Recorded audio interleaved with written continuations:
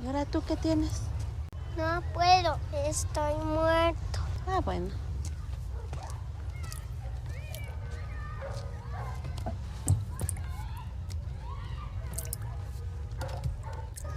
Me gusta estar muerta. Hello everyone. We can all agree that life is getting strange during COVID-19. At one moment, we were all sharing romantic highs about what the future would be, only to have our expectations walk out the door.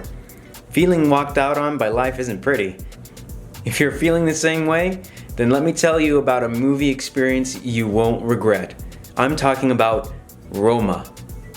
Written and directed by Alfonso Cuarón, this movie is a year in the life of a middle-class family's maid, Cleo, in Mexico City in the early 1970s. This movie on Netflix is a masterpiece, filled with family moments, martial arts enthusiasts, a commentary on the gap between rich and poor, and other moments that will intrigue you and even surprise you as you immerse yourself in a life you would never have known until watching this movie.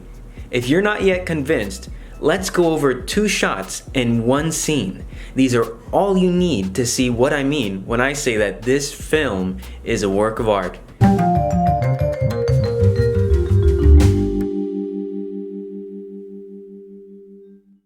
Before going into it, let me help you understand the difference between a shot and a scene in film. A shot is one continuous piece of video that starts and stops when you hit the record button. This can be as short as a few seconds or even longer. A scene is a group of shots put together, showcasing one setting in time with a set amount of characters. Shot number 1. This takes place early in the movie. This father leaves his family to go on a trip. However, you start to pick up on subtle behaviors that make this departure stand out. What has happened? What is really going on? How she holds him. The scene doesn't give anything away, and neither does the movie, in fact. The use of subtle hints, a gentle pan through the scene, are the only things that allow us to follow the drama of this family, and that is priceless. In just a minute and a half, we are left with the sheer ability of these actors to portray the subtext or story behind this. This is where we see the impact of the story, the relationships these characters have with each other, followed by this poignant contrast between a cheery marching band and a woman alone, following her husband's car as it vanishes into the distance. Shot number 2. Going off of the last discussion, you can assume that the father's departure from the family is the overarching conflict that drives the plot of this story along with Cleo's experience as the maid. So, well into the movie, we get 30 seconds of pure irony. We are dropped into the moment after the mother tells her kids the truth about their father leaving them and the anticipated divorce, each of them gloomily eating ice cream. If this wasn't enough, without any camera movement at all, our attention is brought to a family within the frame which is celebrating a wedding.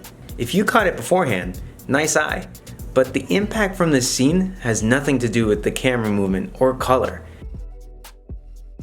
The significance is from the soul-crushing news these kids just received, and how a wedding next door just adds salt to the wound. The final scene.